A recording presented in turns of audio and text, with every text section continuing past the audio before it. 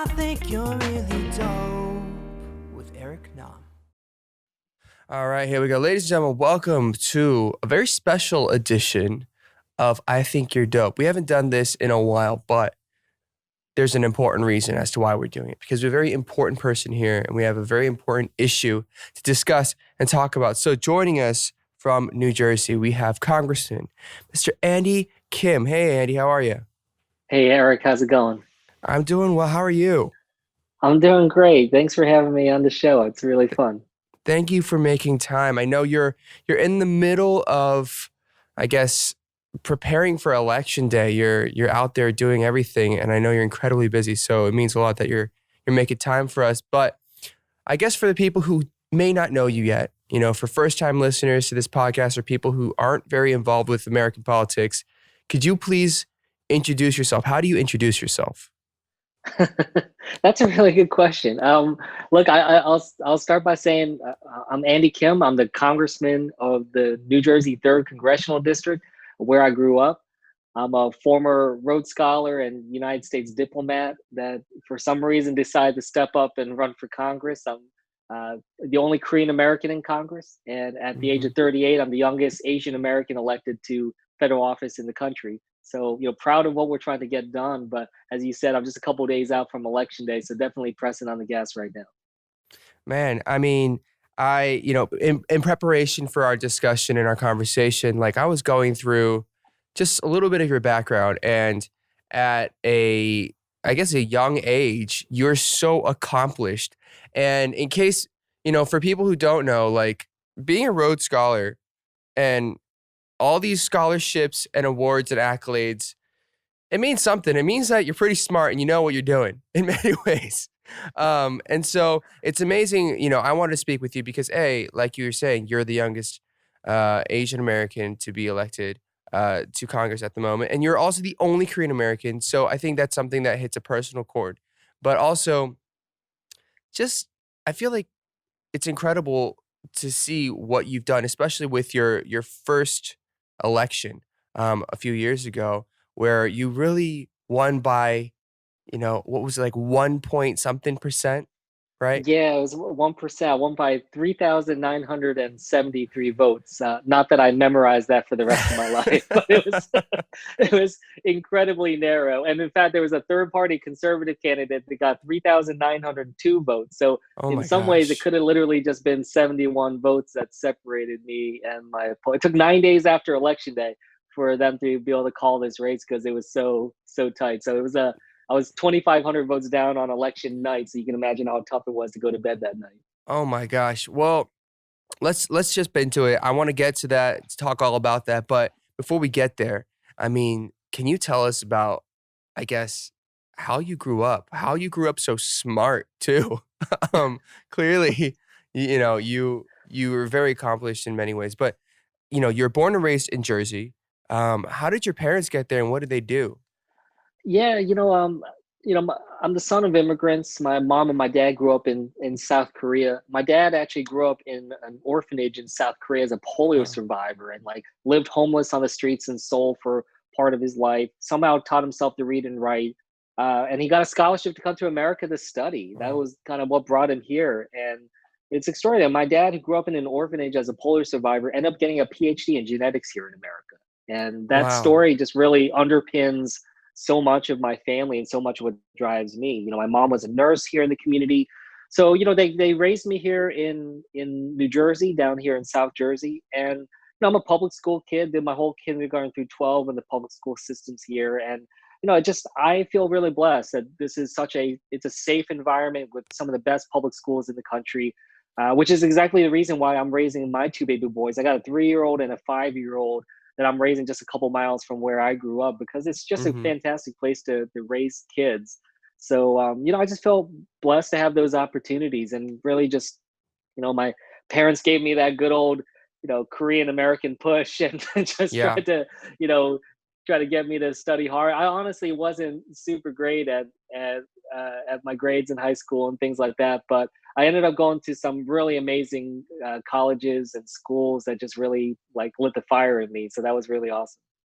That's amazing. I mean, looking at how you grew up and just like your story, and it's all kind of public information. But like, how what got you into public service? You know, like it's one thing to say like, you know, I went to a great university, I went and served my time in Afghanistan and uh, public administration, but it's also easy to be like, I have all these accolades and I have all these things. I could easily go into consulting or into finance or into business, but you have decided, you have made the conscious decision to make your life and life work about taking care of the community and giving back to others, which for some people may come off as a natural thing, but for a lot of others, it's a very difficult decision to make.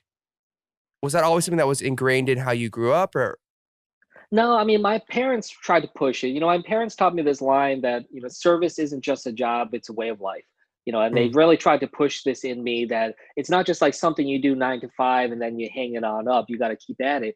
But for me, where it really came together is I went to a very bizarre school for college for 2 years called Deep Springs College. It's this mhm. small school. They only accept 13 students a year. It's a 2-year program, What? 26 students. You live on this cattle ranch in the California desert. Like you're up in the mountains in the middle of nowhere, isolated in the desert, and you're studying like the great books while you also do like 8 hours of manual labor on the ranch every day. So you're out there, riding horses, milking cows, you're doing all this stuff. So it's a crazy place, and you're out there, and that's where I really understood what community was. When you're Uh-huh. isolated out there in the middle of the desert and you realize you're dependent on each other. You Mhm. depend on each other for survival. You depend on each other for getting through the day. So, that's where I really learned it, that the school was trying to train people for lives of service to humanity is what they called Mm, it. And, mm, that was really powerful. And I was out there when September 11th happened, which was such a huge tragedy for our nation. But it hit New Jersey particularly hard, and it was yeah. really tough being away from home during that. And that's really where I decided that I was going to dedicate my life to serving and to public service, to serve in this country. That's when I made my commitment to go into foreign policy and national security. And Mhm. every other moment since my life has been geared towards that, whether it was when I was studying international relations at Oxford, or when I was at the State Department, or when I volunteered to go to Afghanistan. Everything Mhm. was kind of geared from that. That's incredible. And I guess, you know, now that you're in it, you've been in it for quite some time now. You know, there's when I think of being in politics, because every once in a while, as a public figure, I'll get questions like, "Would you ever do politics?" I was like, no," because it seems so stressful and taxing. I think personally, professionally, just everything. You're under the microscope all the time. It can't be the easiest thing to deal with, right? But I feel like people who are able to do it with ease and in a way that is like you seem to be very, very like managing it very well. What is the key to it? What's the trick to it? Like, how do you Well, manage to do that? I'm Like, it's glad I give hard. off the impression that I'm doing it well. First of all, I mean, I feel like everything you just said is exactly what your job is. I mean, living under the microscope, the public attention. So I don't know why all of a sudden you're making it feel like I'm the one that's got the tough job. But that aside, I mean, for me, I just try to do this job the same that I did other jobs. Like whether it's Mm, being a diplomat or when I worked at the White House under Obama, they were just public service jobs. Yeah, this one's got the election component to it, which is very crazy. I mean, the idea of hundreds of thousands of people right now voting to determine whether or not I keep this job or not and represent. I'll tell you, it is a deeply humbling experience in life, yeah. knowing that I work a job whose job description is written in the Constitution of the United States. Like the job that Mhm. I have right now, the job description is written in that Constitution, and I'm one of only 12,000 people in the history of the United States to have served in Congress. That's it. 12,000 people in Yeah. the history of this country. So, I just try to keep that humility with Yeah. my work. That's, one thing my parents really taught me is that, doesn't matter what my job is, it makes me no different than anybody else. That I'm just, trying to do my best in what it is that I'm working on. And, no fancy titles mean anything else. And look, when I come back home, and right before I jumped on this podcast with you, my job was to give my two baby boys a bath and just get them in there and scrub them down. And so I just, we got to live life. We got to just Yeah. try to make sure we stay grounded and not let things get to our head. Just make sure that we're focused on what we're actually supposed to be doing, which is for me delivering for the people that I represent. That's it. You bring up a great point about, I think right now with the election, it seems so polarized. It seems so divisive. And like, you know, I hope this election really changes the way people view elections and how they can actually get involved. But up until this point, I felt like a lot of people, it didn't really connect with them. But the way that you say, like, literally your job and your future is in the hands of the people voting, right? You saying that personally in this conversation hit me in a very different way, right? Like, if we were to go and say, like, look at the election right now that's happening, I think everybody knows why it's so important. But from your perspective, what are we really fighting for? What are we really up against in terms of getting people involved and the issues at hand? I think even myself, like having conversations with my friends, some of them are like, I don't like Obamacare. And I'm like, but why? And they don't have a good answer, but people just feel certain ways, you know? So I guess the question is like, when you're looking at this election period, for you personally, and just at what's at stake in the general public, what do you think are some of the key issues that we absolutely need to be standing for? What do you stand for in that way? Yeah, I mean, I think you're absolutely right. It's so easy to get caught up in the jargon, and I feel it too. You hear so many people say, "This is the most important election of our lifetime." This is going to Mm, determine everything, and I say that too. I certainly think that this election is going to shape the next 25 years, 50 years of this country, and I don't think that that's an exaggeration. mm-hmm, There is a lot at stake, and we should not minimize that. And mm-hmm, for me, what I have invested in this is it's about the world that my kids are going to grow up in. mm-hmm, And so I do this as a father. I do this as someone who's served this country my whole career. It's about what we stand for and about what our values are as a country. America has always been more than just a piece of land. It's more than just, uh, uh, just borders on a map. It was founded on an idea, and it's mm-hmm. principled in this way. And we all strive towards that. We all fall in love with that approach of a country that gave my dad, an orphan with polio, Mm, the chance to become a PhD in genetics, right? yeah, That's what this country is about. I remember when I worked at the White House and, being able to walk my mother into the Oval Office and to meet President Obama while I was holding my baby boy in my hands, like three generations of my family in the Oval Office with the first Black president of the United States, like that's America. And yeah, I think that that's what we're losing touch with. We're right, losing touch with this idea of opportunity. We're losing touch with this idea that my kids will be able to be better off than I am, and I'm better off than my dad. We have so much inequality in our country. We right, live in the time of the greatest amount of inequality in the nation's history, even mm-hmm, worse than the robber baron age of that we read about in textbooks. So we're living through history right now. And what that compels us to think about is what are we going to do to change it? What are we going to do? What are we willing to put on the line? And I think for me, running for Congress last time around, what I said is, I'm not going to let someone else fight my fights for me. I'm not going to assume that someone else will step up and do the job that I want them to do. I'm not going to assume that it'll just get done. And I think we're just done making assumptions, and we got to think about what we're actually going to put on the line. yeah. No, I hear you wholeheartedly. Um, speaking of you kind of really jumping in and saying, you're going to make the change that you want to see in the world.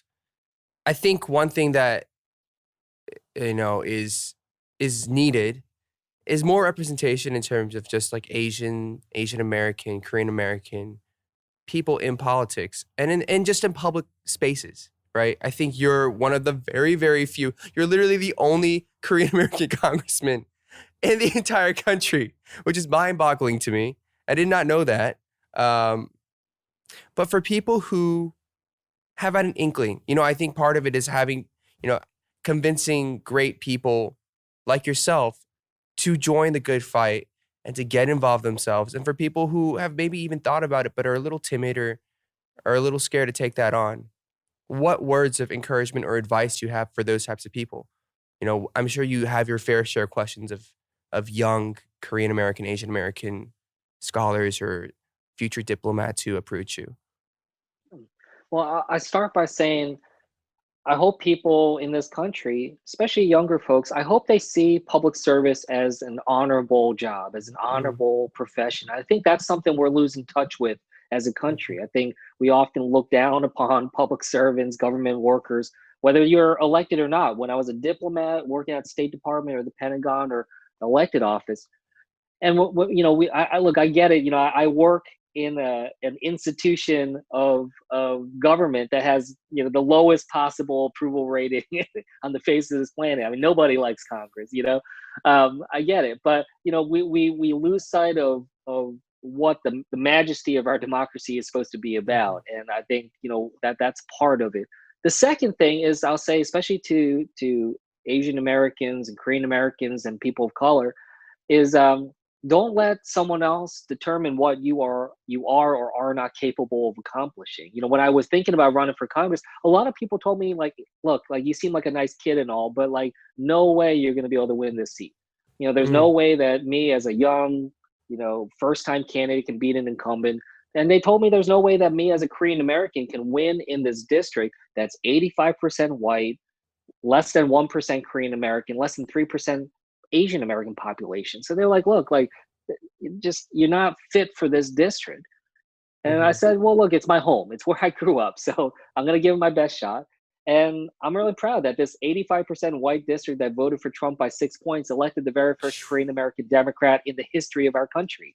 And, it changes what people think is possible. That someone Mhm. like me can represent not just an Asian American heavy district, but I can fundamentally represent any district in this Right. country. And the reason why we want that diversity that you talked about is we want and deserve a Congress that looks a lot more like the rest of America, both in terms Mhm. of race and ethnicity, but also age. I think it's good that we have someone like myself that's half the age of some of my colleagues, and able to add different perspectives and voices from a variety of reasons. So I think the more that people see people like me and others representing, the more that it makes people realize that that's possible, and hopefully will inspire others to step up and try to run for office. And I've certainly heard from a lot of young Korean Americans and Asian Americans that they're excited about, maybe pursuing that. And I'm trying to help mentor them going forward on that.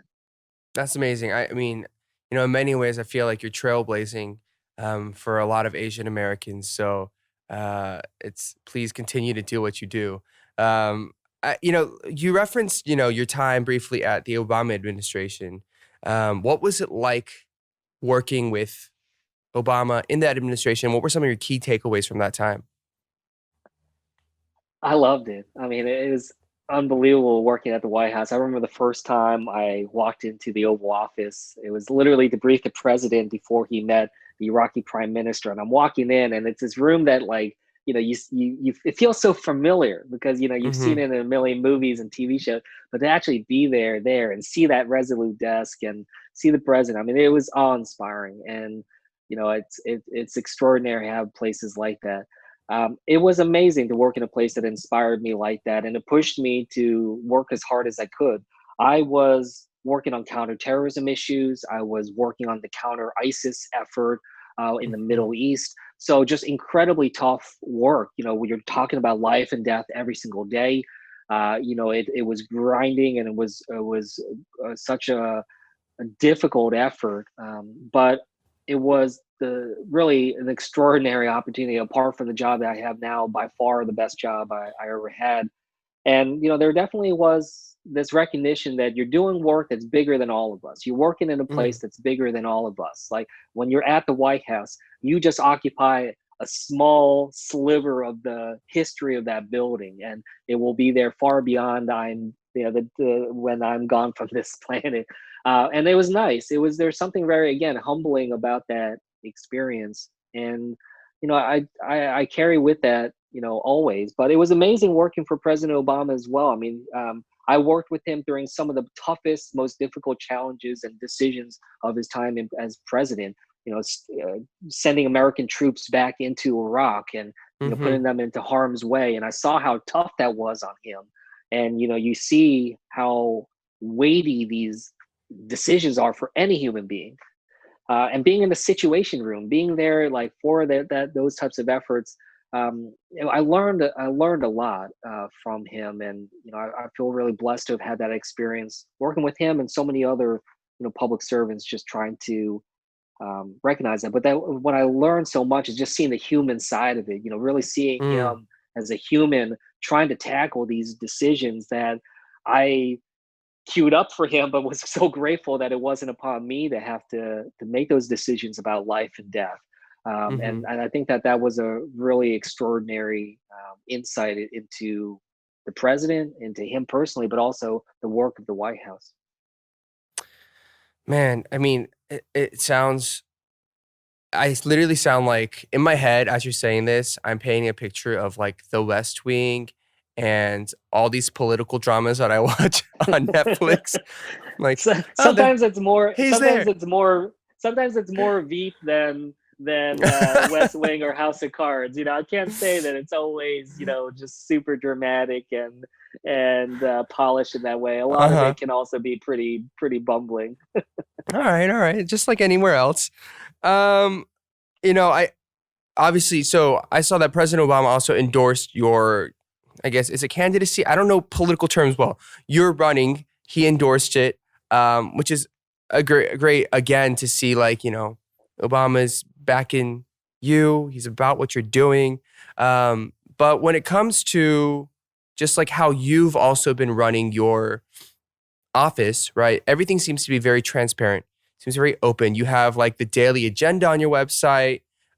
You have, I saw here that you have not missed a single roll call vote during your first term, which is like incredible.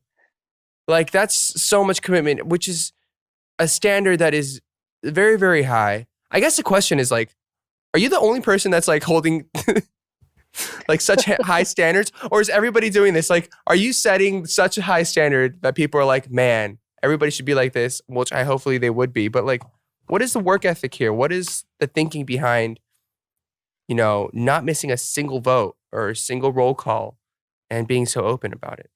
Well, the promise that I made to my district is I was going to be different. Like I came Mm-hmm. into this agreeing with a lot of my constituents. A lot of my constituents, they think Washington's broken, the Uh-huh. system's terrible, and frankly, I agree. I think there's a lot Mm-hmm. broken there. So what I said is like, I'm going to show you I'm going to be different here. I'm not going to be just another person that goes down to Washington and doesn't keep promises and just does things differently. So I promise to hold at least one town hall every single month, so people Okay. can come meet me in person and connect with me, ask me the tough questions.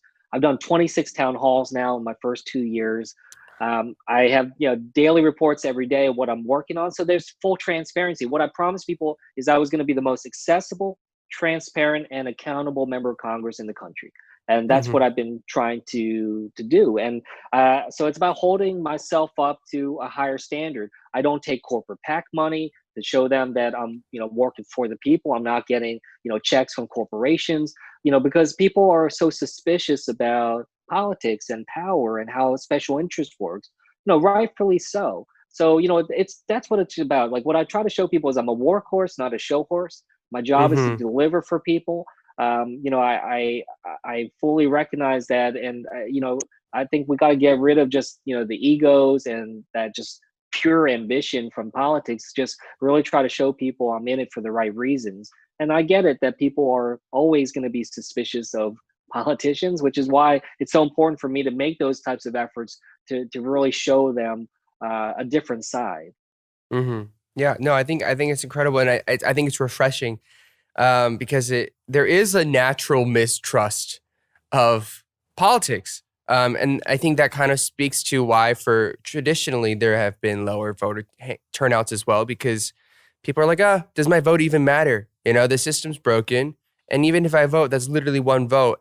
People are like, every vote matters, every vote counts, but like, it's hard to really feel that, from a very, I don't know, from like a individual perspective. But I guess I would love, and part of this is me having lived outside of Korea for so long, and having forgotten a lot about American politics. And for a lot of people who are listening, this may be like the first time they're actually hearing it for the first time. But like, could you, for our listeners, explain, like, there's a natural myth of like elections happen every 4 years, and they just think of the presidential elections, but it's actually not the case. And just break it down very simply why it's important to kind of focus on what's going on in your local politics and how to stay informed and why it's important to kind of vote every 2 years, not just four. Yeah, I mean, we got elections constantly, local elections, sometimes even more frequent than that. But yeah, I'm in the House of Representatives every 2 years, and it's important that we just keep at that. I remember I was at a Korean American church near my district just Mm-hmm. before Election Day in 2018, and I was there trying to rile them up because some of them lived in my district. I remember I met this ajumma, and she was there, and she's just like this old woman, and she's just like, "Oh, I'm so excited! I like, you could be my congressman. Like, you could be the only Korean American in Congress." And I said, "Yeah, like, make sure you get out there and vote." And she's like, "Oh, I'm not registered." And it wasn't like, it wasn't like it was like an apologetic. I'm not registered. She was just like, "Oh, I'm not political," is how she told it to me. Uh, And I stick that sticks in my mind because here's a woman who has the chance to elect the very first Korean American in 20 years, only the second in the history of our country, and that was not enough to motivate a Korean American woman to register to vote and to get out there right. and vote. And the problem is that we have not been able to show her what politics means. She thinks politics means Democrats versus Republicans. She thinks it's about this clash of tribal parties, like it's a sporting event, like it's like Eagles versus the Giants or something like that. Mm-hmm. And it's not. Like, what we need to do is show people that politics is the Medicare that keeps her healthy. Politics Right. is the immigration policy that opened up the United States to Korean immigrants after the Korean War, people like my father. Politics are the money that Congress appropriated to be able to give scholarships to Koreans to be able to come study to America, like my dad. Mm-hmm. Mm-hmm. Politics is the commitment to public school education that gave me an education that allowed me to have these opportunities. It is about every aspect of our life, and it's Mm-hmm. happening whether you vote or not. Right. So decisions are being made whether you vote or not. So if you're not voting, you're letting somebody else determine your life. Mm-hmm. In the same way that I don't like someone ordering, what I eat for dinner at a restaurant, or I don't like someone deciding what movie I'm going to watch. Like, I want to have a say in it. So that's what this is about. It's about having a say over your own life and Yeah. having a say over, every aspect of your life. And I think we see that now with the coronavirus crisis. So many people see how government impacts so much of their life, whether it's your ability to go outside or not, go to work or not, have your job, or unemployment insurance or other things like that. Like, government affects so much of your life, and we see Mm-hmm. it right now. That happens whether or not there's a pandemic or not. And I hope that people take a greater interest in trying to shape that. That brings us to a great, something that I wanted to ask you about your involvement with, the COVID-19 situation that we're all dealing with globally. You are on the committee to kind of address COVID-19 relief and response in the States. What I can't imagine that has been an easy or a simple job in any way. But can you just share with like, because I feel like, so much of the press has been like the government's inability to respond very well to this. But you're on the committee in some capacity. Like, what goes on in that committee and how are you contributing? Like, I think it's so opaque to a lot of people in terms of how things are done in handling COVID. Yeah, well, I mean, I think that's part of the problem is there's just not clarity to the American people or people around the world what is actually happening right now. So, in Congress, I serve on what's called the Select Committee on the Coronavirus Crisis. Mm-hmm. This is a high-level committee set up by Congress by vote to have a high-level oversight over the entirety of the response. I'm one of only 12 members of Congress in the country on this committee. So it's a really extraordinary opportunity for me to take on a national leadership role during this crisis. This means about our public health response, whether that's more testing or the personal protective equipment that we need, whether it's about the economic recovery, the support for small businesses, or the support for people that have lost their jobs. And right now, a lot of the work that I do, for instance, is on oversight regarding the development of a vaccine. We all want to make Mm, sure that we actually can end this pandemic. The only way that that's going to really happen is when we have a safe and effective vaccine. Though a lot of mm-hmm. people are very worried about whether or not it's going to be safe when we're moving so fast to develop it. So I am working every single day to try to have oversight over that, make sure that it's being developed safely and responsibly, and also how we're going to deliver it. I mean, can you imagine how complicated it's going to be to deliver a vaccine to over 300 million Americans, let alone billions of people around this world? Right. It's going to be one of the most complicated efforts in modern history. So, this Mm-hmm. is what I'm trying to work on and just try to make sure we can deliver and get people through such a complicated time. Well, thank you for doing what you do. I can't, I think of, just speaking to you today, just how much must go on in your head and in a day for you. It's kind of insane. What's a typical day for you? What time do you get up? How do you have time for your family? Like, it's a lot. What's a typical day for you? Yeah, I mean, there's very little typical. I mean, my kids set the tone. I mean, they wake up, as I say, a 3-year-old and a 5-year-old. I mean, they're crazy. I mean, um, my kid just turned 3, and like the moment he turned 3, he like became like a giant jerk, and he like just kind of throws things around, screams and yells constantly. So usually I'm just kind of in a frenzy. But the job also takes me away from the kids a lot. I have to be down in Mm, DC a lot for the votes. So it's tough being away from them. And sometimes I worry about that. About whether I'm missing too much of their lives. But I have to remember, like, hmm. this is my way of trying to be a good dad. It's like Yeah. look after their future type of way. I might not be the tuck them into bed every night kind of dad, but I'm the fight for their future kind of dad. So, I do that. And then, I have lots of congressional hearings, lots of votes, as you said, you talked about earlier. And then it's just about, engaging on all these different issues every day. It could be about Chinese missile technology. And then the next meeting can be about Alzheimer's research. And the next meeting after that can be about, how to save the postal service. It's just really varied issues. Being someone who used to work in foreign policy, where, it was about subject matter expertise and diving in deep. This one's very Hmm. different. It's about, like, literally any issue in the world could be, on the agenda on any given day. So Right. I like it though. It's a really steep learning curve. I'm learning a tremendous amount, and I've met so many different people that I would never have had the chance to meet before. Like you, I don't think I necessarily would have crossed paths with you if I was, doing my diplomacy work in Afghanistan. So, it's been an awesome ride. It has been. That's awesome. I mean, if anything, through this is what our second time having a conversation.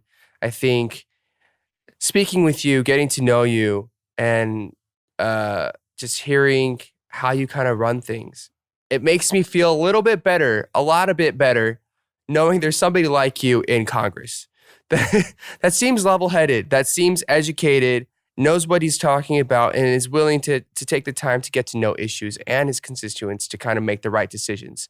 Um, and I think it's easy for people to lose sight of how important that is. And that's what a congressman or woman or a politician should be doing. And I think so much of politics has become, as we know, like a big variety show, and it's a screaming match for the over the past 4 years in particular. And so, as I'm speaking to him, like, oh right, this sounds normal. Oh, this is. Oh right, this is how it's supposed to be. Like it's kind of sad, but it's like also the truth of like how I think a lot of people feel in politics right now. Um, We'll so take I guess normal right now. Like, normal yeah, is something we can aim for, right? So, please, like any little ounce of normalcy would be incredible. But just to kind of help us recalibrate, right? I think it's necessary for people, listeners, and our viewers to say, all right, let's recalibrate. Let's not take this extreme approach of like this current administration and the way things are going right now is normal. It's not. Let's just re-say that this is not normal. So on that note, we want to do a quick fact check. A fact check where you can dispel or kind of expound on things that people may have a misconception on, or just fake or false understanding of what's real. So, um, Okay. I guess I feel like actually we've gone through some of these during our discussion, but um, here's one. I'm not eligible to vote, so there's nothing I can do. What do you think about that?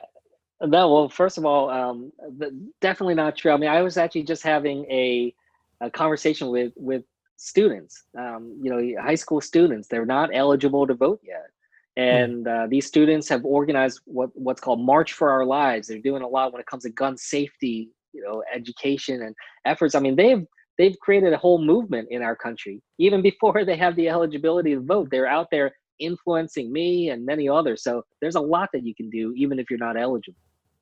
hmm Yeah, I mean, they're definitely. I feel like social media and the way things are run right now, it's definitely changed a lot of the way that the national discourse has come together. So like, people are like, I can't vote yet. I'm 17. I'm too young, or I live abroad.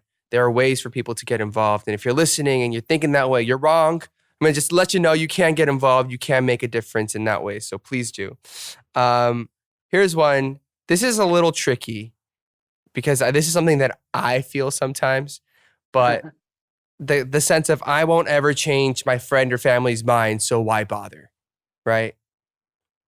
Like, Yeah. what do you see people or voters or constituents who kind of come to you with that kind of grievance? Yeah, I hear it all the time, whether it's about people's own families or people in my own district. As I said, I represent a district that voted for Trump by 6 points, and so there are a lot of strong supporters still of the president that I work with and have to engage with every day. And I have seen how people's minds can be changed. I see how, especially when you engage in something very personal, when you have and share that kind of experience with people. So I really don't think we should get caught up in this idea that things are just all set in stone, and I think that kind of reinforces the problem. The biggest threat to our democracy is not just inequality and these other problems that we face. The biggest threat to democracy is apathy. It's when people Mm, give up. When people think like, I can't do it anymore, why bother? That's actually the biggest threat to democracy, is when people just hmm don't want to participate in it anymore. So that's what we got to make sure we fight against. hmm Yeah. Um, I agree with you wholeheartedly. Last one to dispel is you need to be very wealthy to run a successful campaign. What do you think about that? Definitely, definitely not true. But I know where people are coming from on that, because Right. there's way too much money in politics.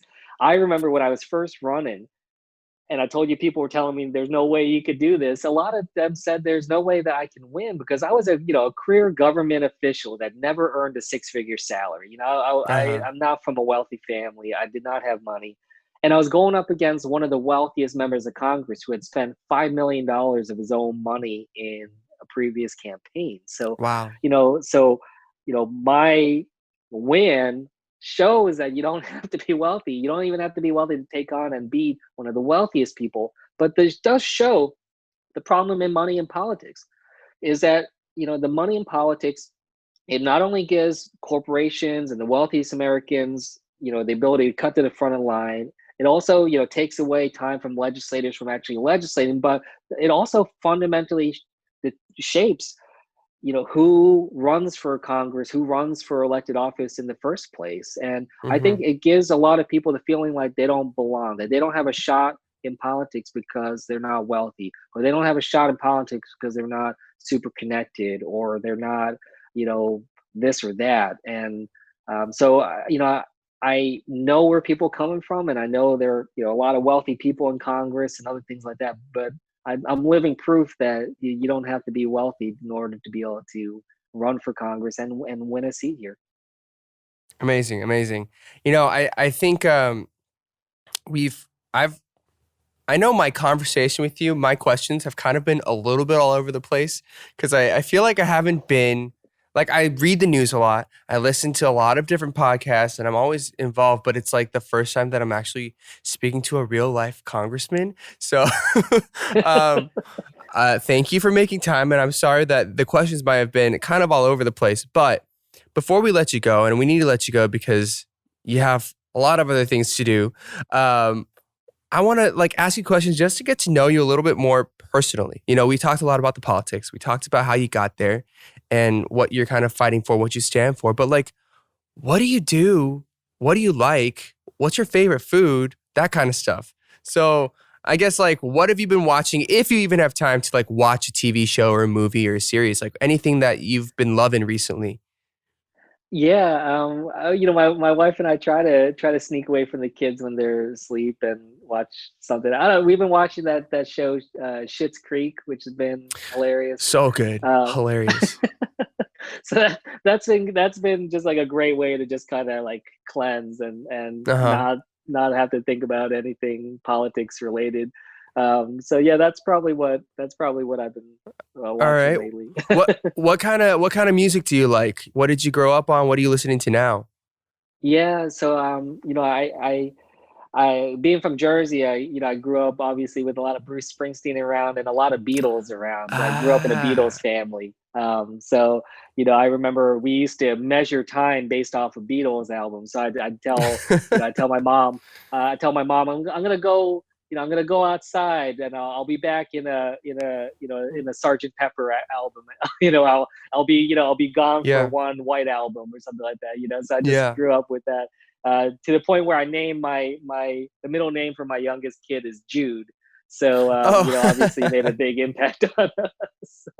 that's awesome. Do you have like a favorite? What's your favorite go-to dish? Go-to dish. Or your go-to You favorite know, meal? Anything like yeah, that? I mean, yeah, this is where the Korean in me comes up. I mean, like Mm-hmm. nothing beats my mom's kalbi. Just Oh, like it's too much. It's just like it's just what brings me right back to my sweet spot. So mm-hmm. that's whenever I went to Afghanistan or Iraq and came back home and just missed the food. That was all. My mom didn't even have to ask me. She always knew that she would just put that on the table when I got home. Mom's cooking. Have you been out to Korea before or recently I at all? have, yeah. Not for a couple years, maybe 2 or 3 years. Yeah, it was the last time. Okay. I hope to be able. I've yet to go out since I've become a member of Congress. And in my mom's like hometown in Korea, they like put up a sign like, home of Andy Kim's mom. So, so I want to like go back and see it. That's amazing. Well, when you do that, please let me know, and I will be there to document that moment with you. Well, can Um, you will you take me out and find a good place for some kalbi? Absolutely, I'll absolutely do that. I guess just to wrap it up, first of all, thank you so much for your time. I know how valuable your time is, especially in front of this election, and how important this election is as well. For people who are listening, if you are in Andy's district or even or anywhere around it, clearly this dude knows what he's talking about. He knows what he's doing. So I'm not wanting to be like, go absolutely over this person, but make your informed decision. And, if you have any discussions revolving politics, let your friends, family, cousins, uncles, grandma, grandpa know that there's this cool Korean American dude who is doing it for our people and for the community at large. But also, even if you're not in Jersey, I hope that this conversation um, kind of makes politics a little less crazy and a little more interesting for you because it doesn't have to be as insane as the last 4 years has been. So that's kind of my hope. But Andy, I guess to kind of wrap it up, anything that you want to say to our listeners who are listening who may not have known you or whatever, anything you want to say? Yeah. No, look, I mean, it's I hope they've enjoyed the conversation, and I just say please stay engaged, stay informed. If you want to learn more about me or help support in different ways, you can go to andykim.com, and in fact, we have an andykim.com/Eric as a way for folks to be able to kind of land on our page and Oh, learn about me coming out from here.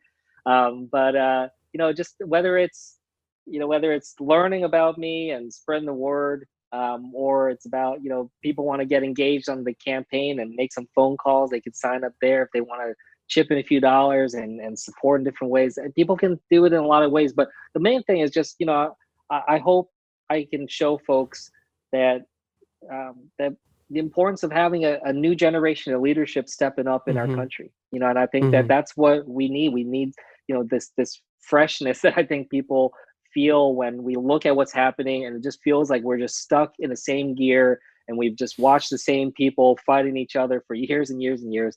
There's a real hunger right now for a new generation of leadership stepping up, and I hope people see that, in me, and whether they're in my district or in New Jersey or not, what happens in my district affects people all over this country. The work that I'm doing, Right. whether on the coronavirus crisis or elsewhere, it's going to have an impact all across. So, I'm just looking forward to, connecting with folks, and I hope they, keep an eye on what I'm up to. Yeah, absolutely. So you guys check it out.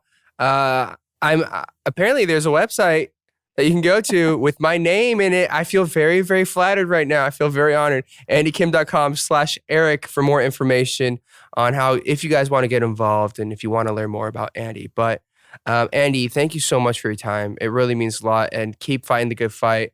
Know that I'm rooting for you. A lot of us here at Dive Studios, we're rooting for you, and we think you're kind of dope. So appreciate it. Best of luck. And if I could vote for you, I would, but we'll get other people to vote for you somehow. Thanks, man. This has been a lot of fun. Thanks for taking the time. Absolutely. Have a good one, and have a great night. Yeah, you too. Hey guys, did you guys like that video? Then make sure you guys subscribe to Dive Studios YouTube channel and put your notifications on, because we got a lot more great content coming your way. Look at this video. See? Wow. Wow. And this is great too. Enjoy.